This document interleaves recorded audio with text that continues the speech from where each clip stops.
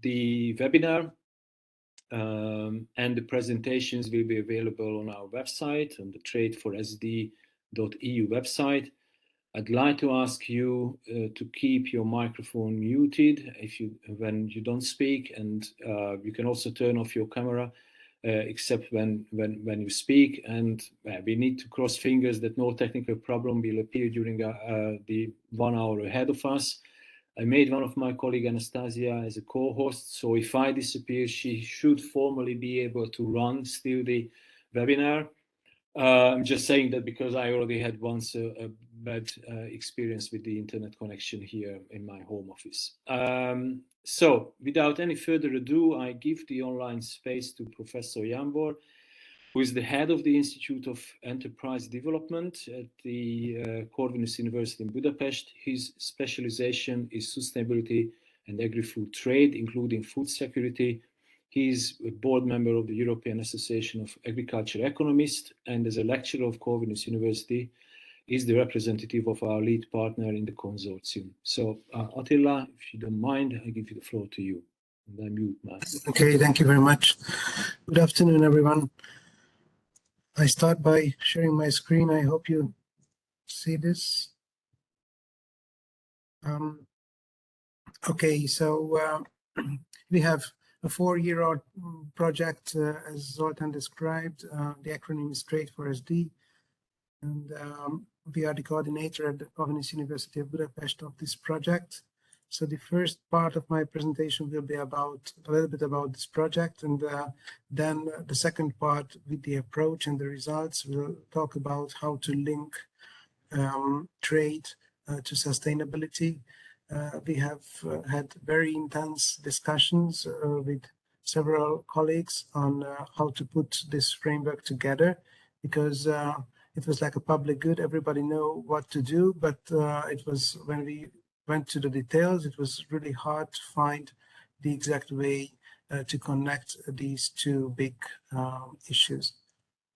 So first of all, just briefly what our project is about. This is really about the relationships between trade and sustainability. And as Zoltan described it well, our premise is that if we are successful with this project, we think that trade and trade policy has the power to produce positive outcomes if we recommend to design it in a sustainable way. And definitely trade has a very important role to play in achieving several SDGs. And we would like to treat this as an integrated approach. What are our objectives? As usual in Horizon projects, we have different work packages. And as you see, we have 7 of the work packages which are directly dealing with subtopics, and the 8th and 9th work package are related to coordination and ethics. So the whole issue I will tell you a little bit later on is related to VP1, identifying a system of indicators and connecting the direct and indirect linkages between SDGs and trade. This is the first work package. The second one will provide a structured review of SDGs and trade rules, so more related to trade policy here. The third one is our modeling team, which is related to creating robust toolboxes and integrated econometric models to see what can we provide in this area, besides the fact that we know that there are many models currently running in related agri-food trade.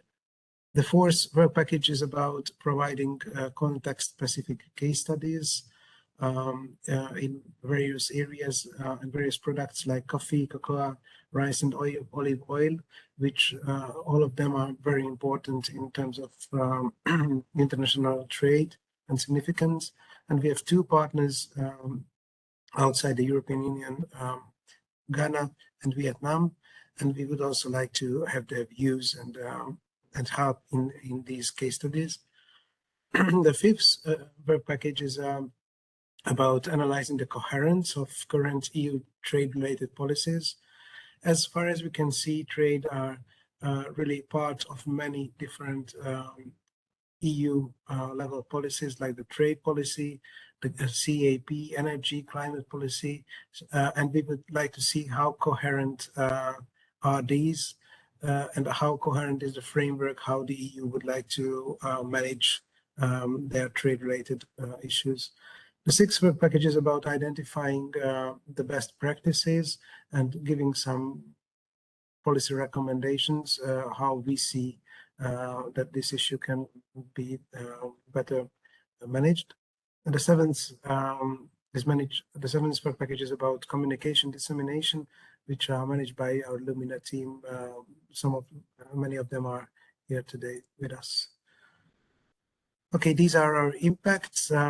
So we hope that we can provide some more evidence-based policies, and we would also like to improve our civil society dialogue by building on improved data, improved analysis methods. Anything can come which can come out from our ideas. We also hope to contribute to an improved coherence between EU policies, and also for some best practices in multilateral trading negotiations. And these three are coming from the call, and we think that we have two more here, like an integrated framework in EU strategic goals, and also a better understanding of the post-COVID era. Plus, we have to add that, of course, a better understanding of the effects of the Ukraine and Russia war, which is with us for many months now. Some basic facts about the project here. So more than 60 colleagues are working together from 10 different countries for 4 years. We have 13 participants. The majority of them are from EU countries. These are the concrete list of the participants. We are coordinating it, as I said before, but we have many different well-known, well-established universities and research centers working together with us on the different work packages. Okay, so let me focus now on our first results, which were coming from a cooperation of the Finnish Luke team, the Ghana team, the Vietnam team, and also from of course the Corvinus team, and some contributions from our partners. So the idea is that we would like to connect trade and sustainability, and the way we do is, of course, questionable how to do this. And we decided to start by a so-called systematic literature review, a search in online scientific databases. And we wanted to see how many articles were related to these relationship, trade and SDGs. We searched for in Scopus and Web of Sciences, and as you can see from this figure, we started from almost 4,000 search items, and in the end we resulted in 167. And in parallel, we also run a so-called expert search, because we saw that there are many areas, many different teams which were not entirely touched upon during the systematic search. So we also added some more gray literature and also some scientific articles which our colleagues personally thought that they would be important. And in the end, as you see, we ended up in more than 200 articles, which was the basis of our literature review exercise. So as you can see here, these are the linkages between agri-food trade and SDGs identified in the literature. The vast majority of the articles were written about economic issues, and then came social and environmental ones. This is probably contrary what an average European citizen would have thought, because somehow we have, as researchers, we have the feeling that when we talk about sustainability, most people are raising environmental issues, and then social ones, and then economic ones. But what we saw in the scientific literature is that most of the researchers were dealing with economic issues in the so-called all linkages. And we also differentiated between direct and indirect linkages, between trade and sustainability. We identified a linkage to be direct when a specific SDG was mentioned inside an article, and it was indirect if there was a reference to a specific issue or topic, but it was not explicitly mentioned as an SDG in an article. Okay, let me continue with another figure showing which SDGs were most mentioned in this context. And as you can see, it's SDG 8 and SDG 13 together with 9 and 12, which were the most important ones. And this is also a good argument to show that economic issues were the most it seems that they were the most important ones. SDG 8 is about economic growth, and SDG 13 is about climate change. So if we differentiate between SDGs, it seems that these were the two most important ones according to our database search. And what we did then is that we identified 3 specific dimensions inside the dimensions we know anyway. So we know that if we talk about sustainability, we have an economic, a social, and an environmental dimension. And what we did as a team is that we also identified 3 different topics inside each dimension. So altogether, we had 9 different sub-dimensions under which we analyzed the different linkages and topics. And then, as you can see, this is something like an outcome of our first experience with this database. So we wanted to understand, for instance, how in terms of markets and value chains, how the articles and how trade are related to the different SDGs. And where you see X's, it means that they are linked together. So there is at least one article which is mentioning SDG 8 in terms of markets and value chains. And of course, this you may say that this is quite simple because you can put X's everywhere. But if I would have brought another table, another dimension, you would see it that this is not so universal in each and every table. And there are very different type of patterns which are coming out of this exercise, depending on which and what kind of dimensions we wanted to search for. Okay, if we move on, this figure shows how positive and how negative are the outcomes of trade on SDGs. And as usual, life is not white and black. So sometimes, and in terms of some SDGs, we found more positive outcomes, like for SDG 8, decent work and economic growth. As you can see, the vast majority of the articles showed positive linkages. And this is also true for climate action, for instance. But there are other negative impacts like zero hunger or partnerships, where the certain amount of articles mentioned that there is a negative linkage related to that specific dimension.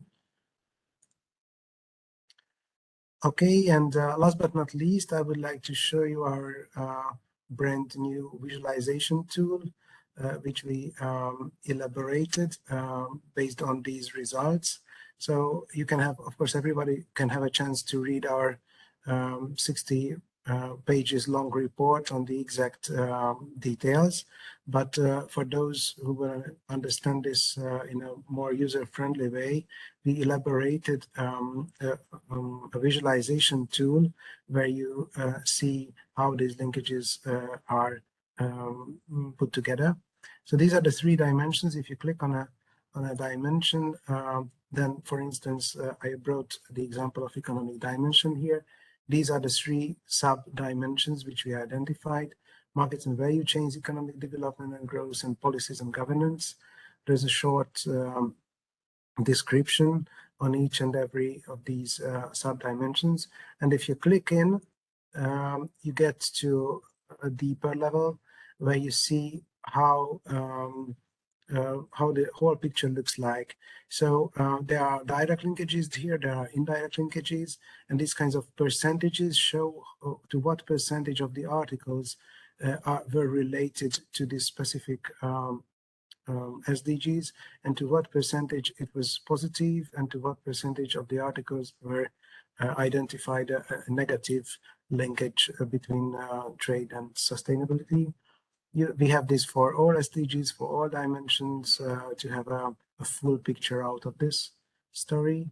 And you have one more chance to click in, where you actually, this page brings you to the exact articles. And if you want to click here into a specific article, then you can have a chance to read it at the publisher's page. And the colors here shows that if it's green, of course, it's a positive one. And if it's red, then it's a negative linkage. So this is the way how we understood that this exercise can have a value added, as probably most of us are generally interested about the full picture, and depending on what area we are working in, many of us would probably focus on a sub issue or a sub dimension, and this can have a good kind of way to understand how these linkages are put together. Okay. So that's all from my side. Thanks for your attention. And if you're interested in the project and the further developments, you can also follow us in our social media sites, plus our website as well. Thank you very much. Thank you, Attila, also for keeping the time. I forgot to tell at the beginning that we will have at the end time for questions, and we decided that we are going to wait for these 3 speakers. So if you have questions, you will be able to ask these questions at the end of the meeting. You can also put them in the chat box, and then I will read them up, group them for the speakers. Our next speaker is Ms. Ellen Blott, who will speak about enhancing the environmental credentials of EU free trade agreements for sustainable development. Ellen is a policy analyst at the Institute of European Environmental Policies, Global Challenges and SDGs team, which focuses on the external impacts of the EU internal policies. Ellen's work specializes on assessing the environmental sustainability of the EU trade policy, as well as issues such as trade, circular economy, and deforestation. And I just change her role to make her presenter. So Ellen, the floor is yours, and you should be able to share your screen. Thank you, Zoltan. Sharing my screen right now. So hopefully you should be able to see the presentation. Thank you for the introduction, and thank you for inviting me to this webinar. Following Attila's presentation, I'm going to be speaking more on what the EU is doing in its policies, trade policy, to enhance the environmental credentials of its trade agreements. So this is mostly based on research work that we have conducted at IEP, so kind of merging together different papers that we've produced so far. So next slide. So what we'll be discussing today is firstly the context in which we're having these kinds of discussions. What's the EU doing, and what has the EU promised in terms of sustainable trade? Then we'll be looking at different aspects that actually underpin the environment in the EU's trade agreements. So that would be the trade and sustainable development chapters on one hand, the sustainability impact assessments on the other hand, and then also stakeholder engagement throughout trade negotiations as a whole. So the context of, what we're talking about today really is based in, the EU pledging to increase the sustainability of its trade policy. So this, on one hand, it's pledged to do so in the EU Green Deal, and it's also reaffirmed this commitment in the 2021 Trade Policy Review. We know that Europeans are becoming increasingly aware of the global impacts of the EU's trade and consumption patterns. And on top of that, for example, with the EU-Mercosur agreement, this has stirred up unrest among civil society concerning the toothlessness of free trade agreements to actually do something about environmental degradation that's happening abroad. So, as I mentioned, we have, the EU saying we understand these concerns in its trade policy review. And with that, it also announced that it would be reviewing the TSD chapter action plan, which was initially published in 2018. So this is actually a very timely discussion we're having today, because towards the end of this month, the new reviewed TSD action plan should be published, and we'll get to see how the EU plans to further strengthen and enforce its work towards environment in its trade policy. Now, as Attila made clear in his presentation, there are interlinkages between trade and progress being made towards sustainable development goals globally. And while the EU is a leader in achieving its own SDGs, it also outsources economic, social, and environmental impacts abroad, most notably through its trade and trade policy. So IEP, together with the SDSN, has published a European Sustainable Development Report last year, 2021, in which it calculated a spillover index which measures the transboundary impacts generated by one country that affect the ability of other countries to achieve their SDGs.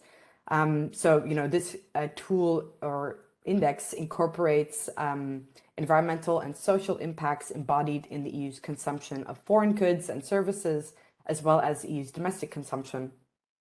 So negative spillovers of this index factor in things such as CO2 emissions, biodiversity threats, as well as labor and human rights factors such as accidents at work and working conditions.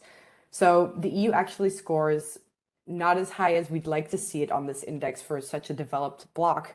And this scoring is actually contributed to negative externalities such as issues related to deforestation and biodiversity loss, as well as tolerance for poor labor standards in international supply chains, which obviously impacts the most vulnerable in lower income countries.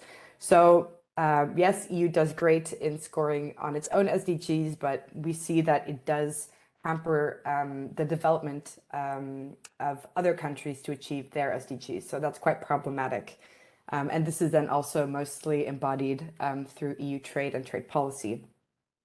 So looking at more of our general findings across our research so far, we are able to say that, looking at existing EU free trade agreements and those under negotiation, we haven't exactly found an EU free trade agreement that provides fully adequate provisions for protecting the environment. So neither in terms of mitigating negative impacts of trade, nor in terms of using trade to boost environmental sustainability. That's not to say that, the EU isn't making progress towards, bettering these factors. We do see that newer trade agreements are headed in the right direction.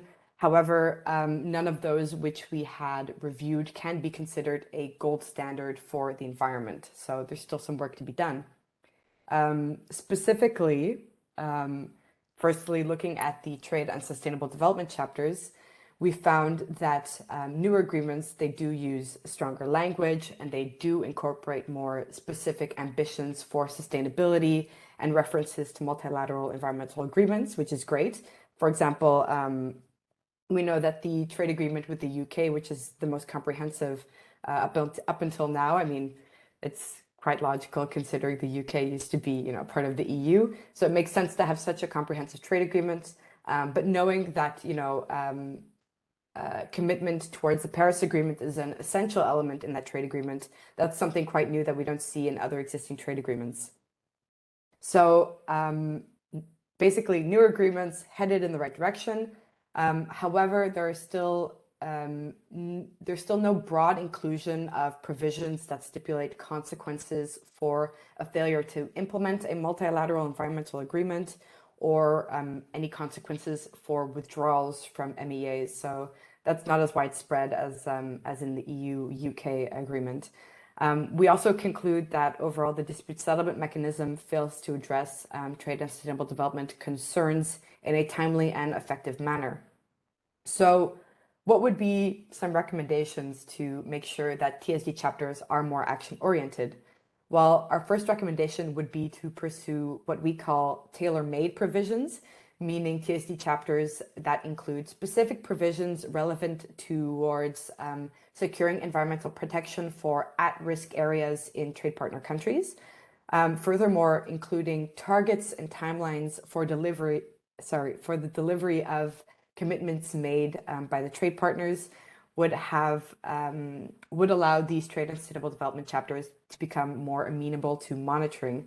So making sure that there's a clear roadmap towards environmental progress and clear targets, so that the EU and its trade partner can, discuss progress being made towards environmental commitments, and having this all kind of embedded into a trade agreement could allow for, more environmental sustainability in trade agreements. A second recommendation would be to include so-called trigger clauses. So this would contribute towards making the TSD chapter more actionable by building in the use of these frameworks and roadmaps that could trigger a review of the FTA implementation or dispute settlement case if there's been a failure to meet, the objectives then set under the TSD chapter. So really making sure that monitoring is a cornerstone of the TSD chapter, and that it's also enforceable through these dispute settlement mechanisms. And then our final recommendation for TSD chapters would be for the TSD dispute settlement mechanism to actually also become more proactive and outcome-oriented. So that means that dispute settlement should be preceded by monitoring efforts, as I've mentioned, through these timelines and targets, to be able to detect deviations from the targets and progress that we expect, so we know when things are going astray, but also more outcome-oriented, so that we know that the dispute settlement resolution will come with a clear deadline of when action is actually expected from the trade partner itself. So more outcome-oriented as well. Moving on to the sustainability impact assessments, a general finding of ours is that there is an underutilization of the power of the SIAs, and also a variable treatment of environment across SIAs. So in some cases, we found that there was a lack of breadth and depth of the sustainability impact assessment. And there's also discrepancies in terms of when these SIAs are delivered and when negotiations actually end for a trade agreement, because these sustainability impact assessments are quite important to pinpointing specific environmental issues in partner countries and having that feed into the actual text of the free trade agreement. So as many people know, in the case of EU-Mercosur, the delivery of the final sustainability impact assessment actually came a year after the negotiations were concluded. So this was, of course, also brought up by the EU Ombudsman that, this was very poor practice. Luckily, we haven't really seen any other discrepancies for other EU free trade agreement like that. But it's still important to have these impact assessments delivered at an appropriate timing during the negotiations. So a couple of recommendations in order to ensure that the SIAs have a better environmental performance would be, firstly, to improve the quality of these impact assessments themselves. So firstly, that would involve providing sufficient funds to the consultancy for more in-depth environmental assessment and stakeholder consultation. Secondly, we would recommend to foster co-ownership of the SAAs between the EU and the partner country, as well as among relevant DGs such as environment, climate, and employment. So we found that having co-ownership of the SAAs actually contributes to a better understanding of what's going on in terms of the environmental situation in the trade partner country.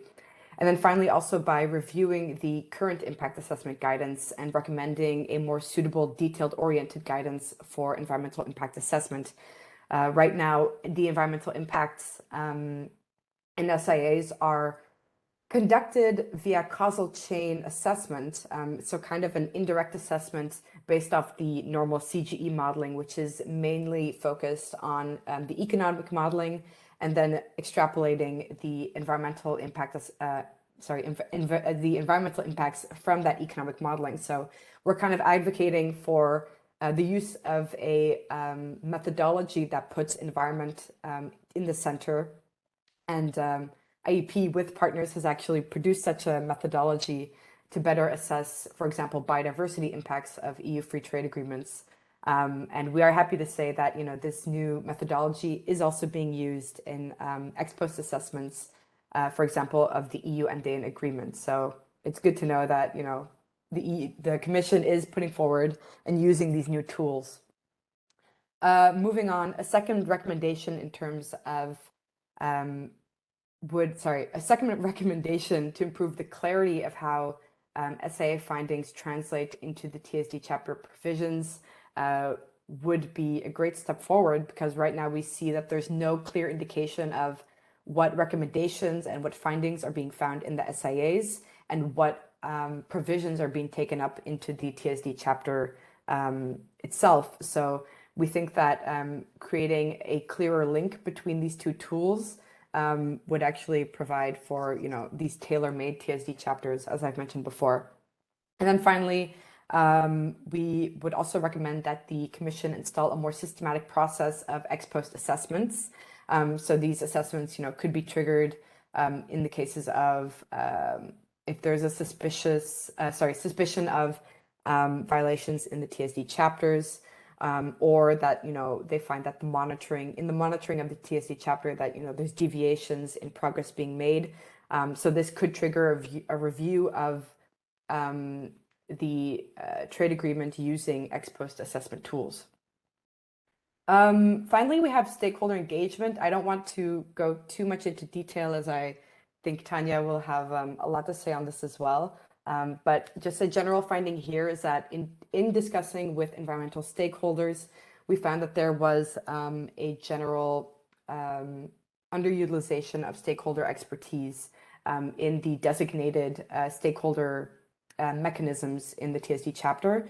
So we found that environmental stakeholders felt unmotivated to join the civil society discussions for several reasons, such as internal capacity constraints, or their belief that their concerns would not be taken on board in a timely and adequate manner by the Commission. So a few recommendations on that would be to engage with foreign and domestic stakeholders in a timely manner to better scope out the environmental, hotspots in the countries, so that that can be given priority in the SIA process. A second recommendation is to stimulate discussion in smaller thematic groups. We picked up that in the DAGs, it's been a bit difficult to make progress on environmental issues because there's this intermingling of business interests, labor interests, and environmental NGO interests, and it's quite difficult to make progress on that. An example or a counterexample is in Canada. We actually found out that the DAGs for the CETA are split up. So there's a labor DAG and an environmental DAG. So, it's possible to actually create these smaller groups and make progress in these smaller groups. And then a final recommendation would be to increase stakeholder participation by creating a accountability mechanism for the Commission to respond to concerns within a specified time frame. So this actually comes forward from the EU-Korea labor dispute, where stakeholders had been voicing their concerns about Korea's lack of progress in terms of the labor commitments under the FTA. And it took several years before the Commission actually took action. So we do think that establishing a kind of feedback procedure would increase stakeholder incentive to join and discuss with the EU, as well as accountability from the Commission itself. So I'll stop here as I've been speaking long enough. And yeah, I'm happy to answer any questions and listen to further discussion. So thank you for listening. Thank you, Ellen.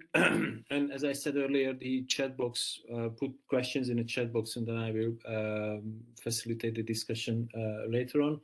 Our last speaker today is Ms. Tanja Bucek, who will speak about setting an ambitious path for reviewing the EU approach to trade and sustainable development in free trade agreements. Ms. Bucek is Vice President of the International Trade Follow-up Committee of the European Economic and Social Committee, which she is a member of. She works on the EU liaison affairs for the German Services Trade Union, Verdi, that represent 2 million workers in both the private and the public sector. One of her focus area is trade policy. And Tanja, the online space is yours. I will try to make you speaker. Just a second, sorry. Presenter and yes. Thank you very much. Now I can unmute myself. Well, thank you very much, Sultan, for the introduction, and also to the previous speakers. Thank you for the opportunity to actually join today's webinar, as it was also said, as this early stage of the project itself. And before I just forget, maybe allow me one comment on Attila's presentation. It was very interesting to see how he actually had looked at all the SDGs. I just want to comment on SDG 8, because I would not solely see that in the economic arena, because even though it says economic growth, for me, the core word is decent work. This is the beating heart that you can actually use and link the SDGs with how to actually have trade to improve the situation when it comes to social and labor conditions as well. So just as a comment, not that I'm going to forget that afterwards. One brief note on the ESC, because I'm not sure how familiar all of you are. We are the, let's say, the voice of the organized European civil society.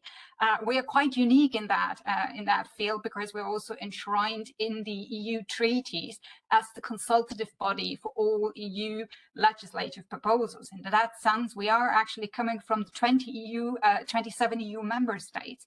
And we are representing groups as large as from business, trade unions, environmental groups, NGOs, farmers, SME community. So I think with that, you get a rather comprehensive view of stakeholder and civil society views in that thing. And of course, sustainable development features very high on our agenda. And I personally, as a rapporteur, I followed over the past years, in particular, trade and sustainable development, in a couple of opinions that I have drafted on behalf of the committee, and including the one on our expectations for the TSD review that also Eileen had already mentioned, and that we're expecting whether the Commission has been listening to the recommendations of civil society. I can actually put it also, but like in a nutshell, I mean, we have seen that the trade, TSD chapters have emerged from a rather embryonic status from the Korea Agreement some 10 years ago, but still, and I'm speaking as a member of one of those many of those famous domestic advisory groups on the various agreements, we have the feeling that in the end, the DSD chapter is not really fully delivered, the same also as we've just heard from a previous speaker. So in a nutshell, our recommendations and our expectations were clearly to have a revamped sanctional enforcement approach to actually to give finally teeth to the TSD provisions, but also to increase the leverage for the TSD chapters during the negotiation process and make sure that they conclude that actually some of the major provisions, in particular when it comes to ratification, is done before the final conclusion or at least the signing of the agreement. But also to strengthen, of course, the monitoring process, and parts already has been sort of started in the previous presentation, but also look a bit like outside the current TSD box for more innovative tools that we haven't used yet to actually to promote and foster sustainable development in our trade agreements. So I think with that, maybe a couple of general remarks for the overall discussion. What I always hear is there is a lot of notion to an EU values-based trade policy. There's nothing wrong with that, but also in particular when we're talking about labor, but also about environmental issues, it's not just a European value. We're talking about international standards. When we're talking about the core labor conventions of the ILO, this is not an EU value. This is an international standard. And I think that in a discussion sometimes is a bit like mixed up. And of course, there is a true momentum now that we have. It was already referenced, I think, in Attila's presentation about, of course, the impact that the Ukrainian war has on the one sense, that everyone is now talking about diversifying their trade channels. But nonetheless, it is important to keep the core focus, a kind of inner compass. When we are engaging in trade relations, there needs to be a core of this being a sustainable trade. And I think finally, also to add on, there is no sustainability without the involvement of civil society. I mean, you have the SDG 17, where it's also clear you need partnerships with organized civil society, but also for us, it is important why we also need to see a strengthening in the monitoring capacity. And whereas with the famous 15 points action plan, the current approach of the EU towards TSD chapters, they feel rather siloed in the sense that you look at labor, you look at the environment, you look at the various stakeholders, but each of them are kept in their silos. And I think this is also what Elena just said, where it's like the engagement needs to be much broader and more interactive. So I think in that sense, we are absolutely on the same line. But also by the involvement of other international institutions, like, for instance, the ILO, the International Labour Organization, not just like having the Commission exchange with the ILO and the Parliament have an exchange and like the member states might have, but just to make sure to bring all the stakeholders, as it was also nicely visualized, around one table. Just a couple of features on what our expectations are. Let's say also a bit like our analysis from a civil society point of view, maybe to also enhance your consideration from the scientific one, is the major problems often stem from the very beginning. And this means that if the commitments are not met from the very beginning, they keep continuous sort of just like to haunting you in the sense. I mean, the Korea case was already been mentioned. I think it's one of the famous examples that Korea had committed to ratify the remaining outstanding ILO core labor standards when signing the agreement. But I think 8 years into the entry into force of the agreement itself, there was still no progress. And that's why, for instance, one of our key recommendations is that those commitments also need to transfer into binding and enforceable roadmaps, where it is important to make sure what you have to do in which timeline and framework, but not just have it there, as a satellite, have it as an integral part of the trade agreement, that this is really a hardcore commitment to be met. Another point, indeed, also when I said you need to look beyond the TSD chapters, use also some of the leverage that you have, for instance, from the trade tools. And one example could be, if you look at public procurement, this normally in trade negotiations is a bit like the big cake. Everyone is very much focused on getting access to the public procurement market, but make it conditional. What I hear a lot about, we need more green procurement. Absolutely. But also more social procurement. Make it conditional. If you use public money, but this also needs to be used in a sustainable way. And there are opportunities to use that tool. That is just one example. But also take more of the innovative instruments that the EU is currently focusing on, in particular when it comes to mandatory due diligence. This really could be a game changer, not just like on the social, on the labor area, human rights, but also environmental, to really have that due diligence process throughout the entire supply on value chain. But also make it conditional. It's like an investor, for instance, cannot use the benefits of investment agreement unless it has due diligence procedures in place. So I think there is a lot that we can use with a more innovative approach we already have. And I think one of the, I don't want to say that the most tenuous topic has been throughout the debate, of course, is the question how we're dealing with the enforcement. the provisions on the paper are only as good as you actually can enforce them into day-to-day basis. And I have to admit, there is no silver bullet to enforcement, but what always annoyed me is as if there is a discussion only, you can have either a dialogue approach or you can have sanctions. Whereas it is both.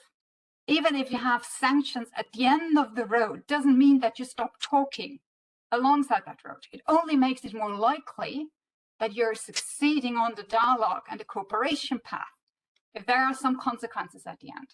So I think that's something that we do share with a lot of this, the wider civil society, but in particular, this is also the adopted position of the ESC. So in that sense, I can speak of the organized European civil society in 27 member states, including the business community. I think this is an important signal also to the Commission.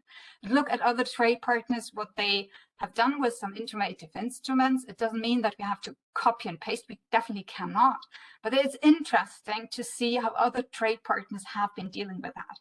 Another reference was to the EU-UK agreement. I think this indeed is a step into the right direction because sustainability also features very high as a kind of umbrella, but also with the level playing field. And having also a kind of hybrid dispute settlement mechanism, where on the one hand, you still have that, consultation process that we see in the current TSD chapters, but also with a sanctionable leg at the very end. But most important, you also have the involvement of civil society in that process of the dispute settlement and its triggering. So I think this is very interesting to follow it well. But maybe as a final notion that has sort of just like there has been some references, but as I said in the beginning, there is no sustainability without civil society involvement. And I think there is indeed the absolute need to strengthen the monitoring role of civil society. I mean, the EU agreements, and this is indeed a European value, to have it featuring high in the involvement with the domestic advisory group. So we have an institutionalized monitoring that involves civil society. But I can tell you as a member of many of the domestic advisory groups that I have shared over the years the frustration with many other DAG members that also has been referenced by Lien, that simply it's not just a matter of resources. Indeed, it's like where you can actually have an impact with your work.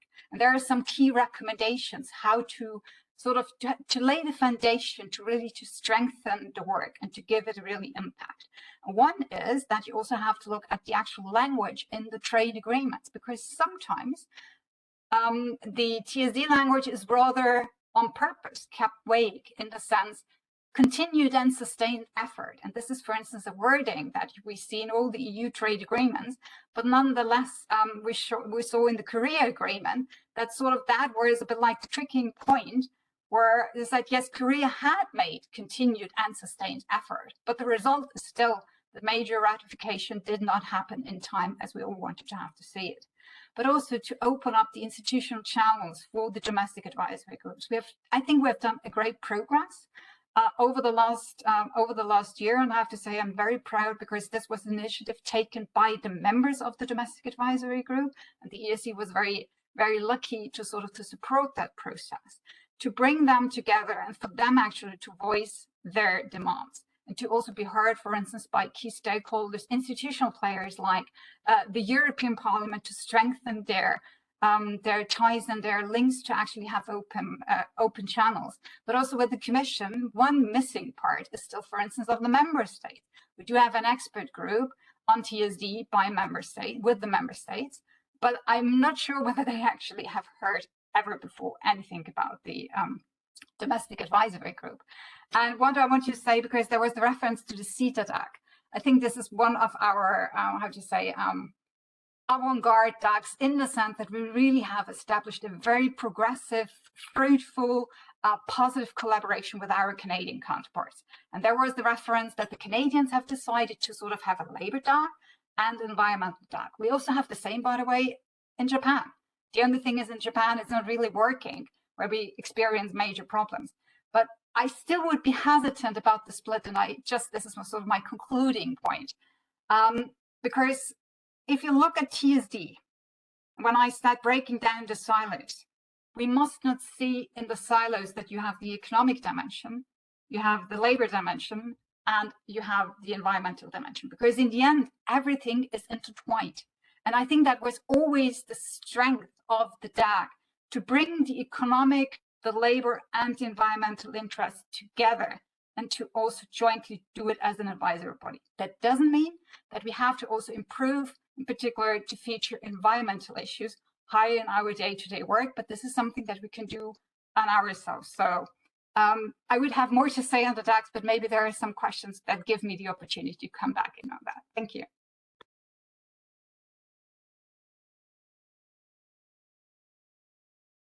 Thank you very much, Tanya. And there are some questions indeed in the chat box. Attila, maybe you can answer the first one. I will try to make you now presenter so you can unmute yourself regarding the visualization tool. Yeah, thank you very much for this question. And yes, absolutely, we treat this as a living tool. And each and every year, we try to update this database with the latest literature and reports coming out on this topic.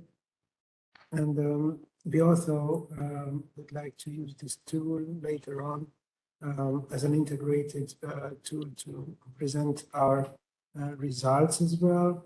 In the first year, as you may know, it's not easy to put each and every result out, but the modeling team has already started to work on the concrete examples, concrete stories, and we would also like to use this tool to present the economic results of our third work package.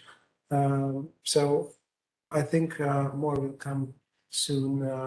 Let's treat this as a first outcome. Thank you very much. And there are some questions to you, Elin. I know you were responding to them on the chat box, but maybe you can answer the latest one while I make you a presenter so you can unmute yourself.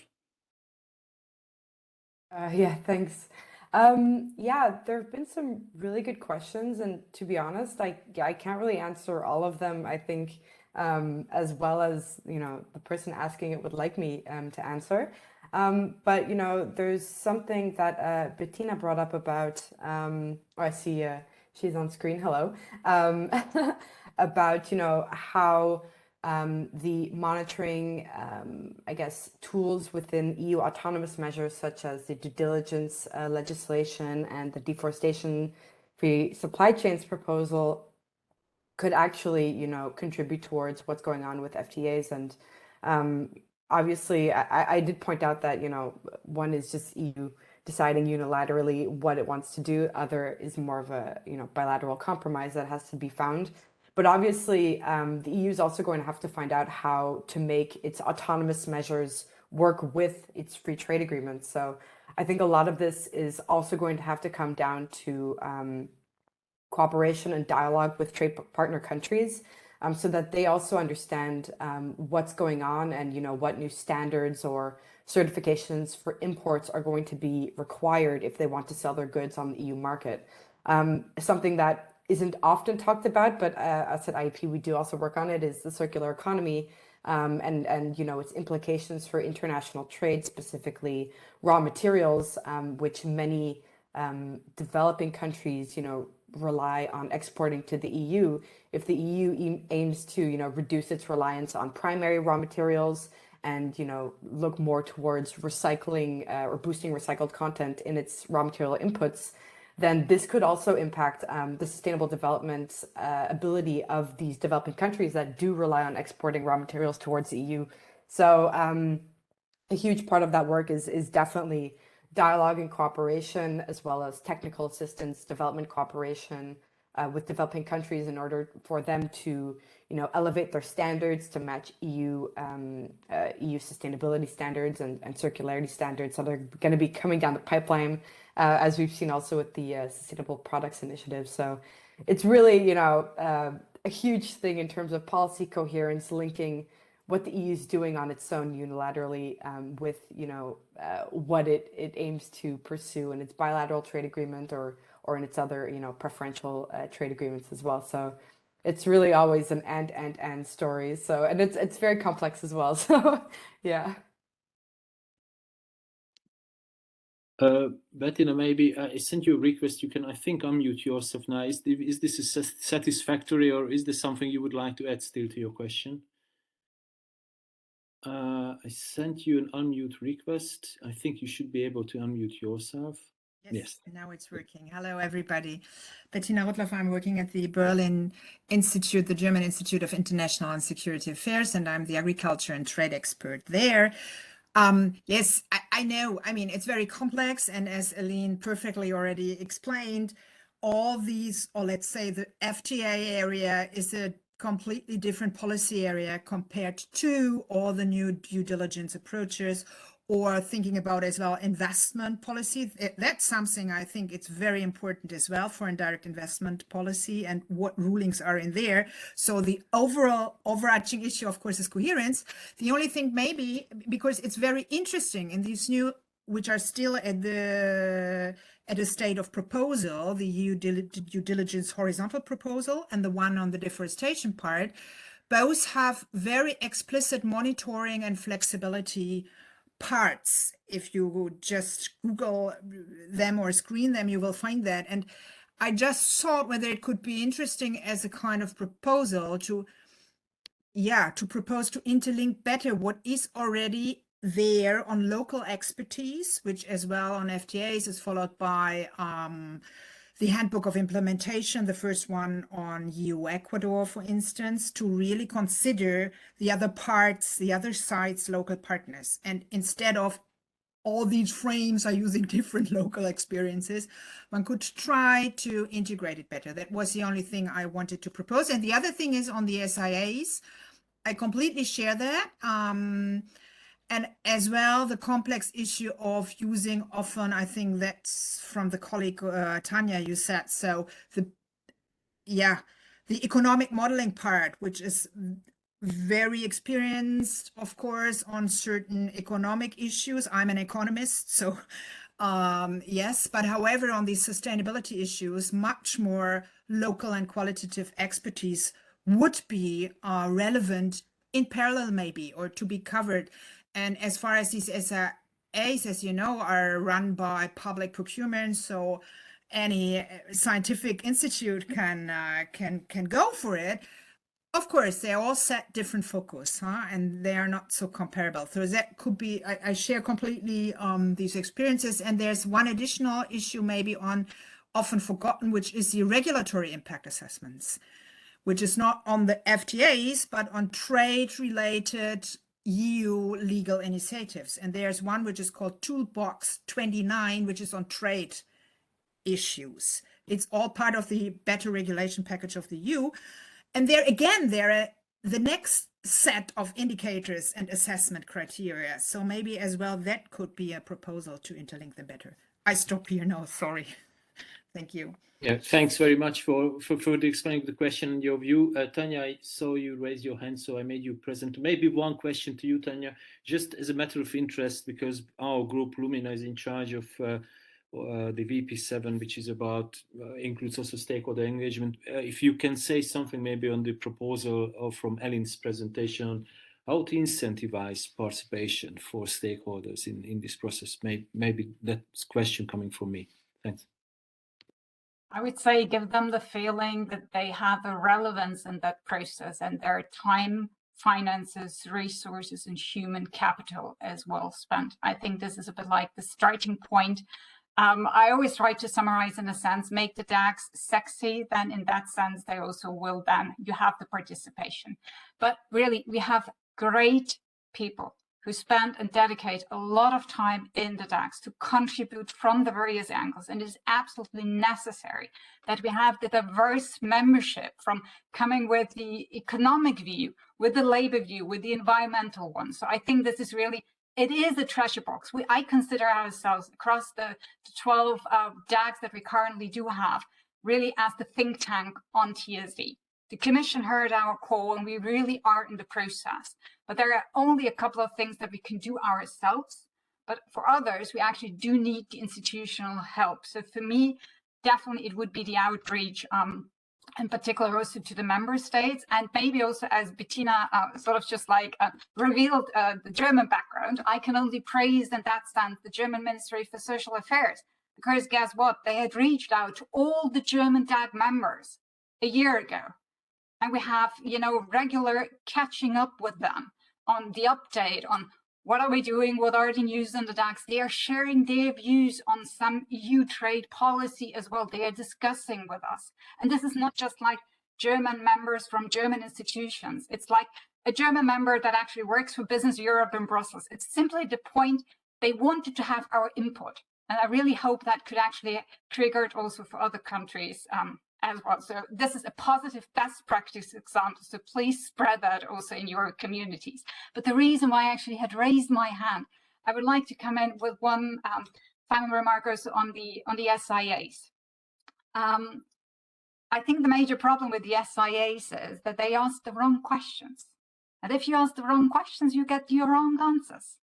And the point is, if you simply explain the concept of an SIA, they are comparing having the trade agreement with a TSD chapter or without a TSD chapter.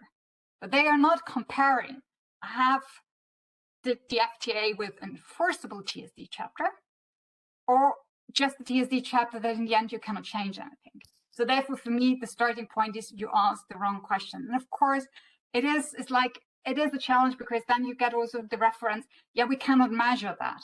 But you have actually referenced yourself the economic model that lies behind that, where you actually turn goods, when you sort of mix up the goods tariffs with the services, sort of just like turning the services into an equivalent to goods, and then measure that. And then in the end, there is always a zero-sum game.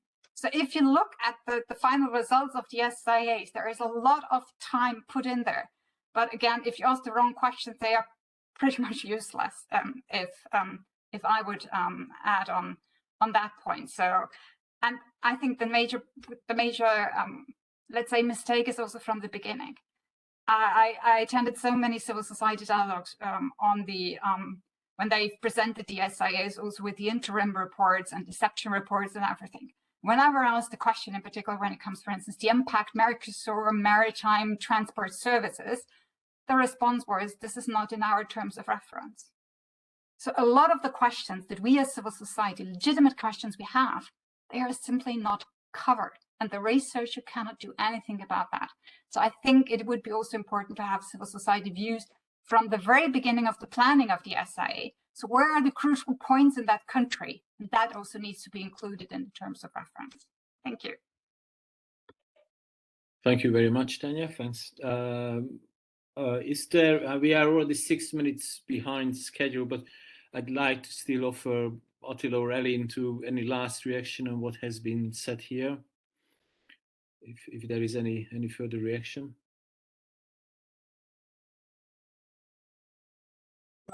From our side, we are very happy that we could organize this together with the help of Lumina team, and we hope that we can.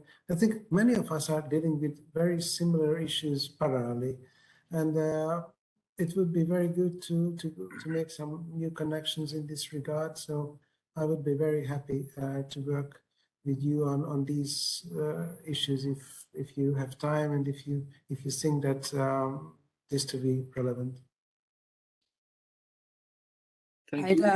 I'd probably just add that, a lot of focus sometimes go to the TSD chapters themselves. But I'm really happy that, today everyone's kind of, also included discussion on, how important stakeholder engagement is and how important the sustainability impact assessments are in really underpinning environment in these trade agreements. So it's really a whole picture when it comes to enforcing or strengthening sustainability in EU trade agreements. And it's not just done via the one channel of TSD chapters.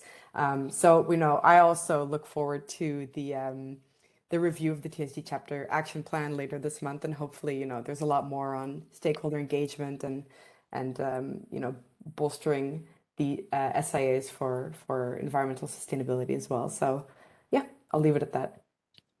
Yeah, thank you very much.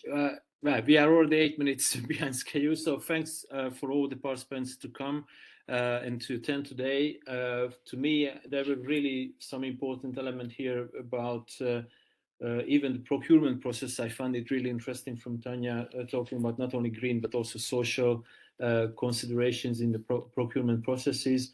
It was really nice to hear about the importance of stakeholder engagement and how to improve civil society dialogues maybe in the future through projects like the Trade for SD. And as I said at the very beginning, hopefully this is the beginning of a series of webinars that will help to improve the outcome of our own project, but hopefully also to provide recommendations for decision makers. So thanks very much for attending.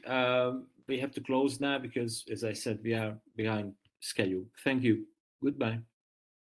Thank you. Yeah, goodbye.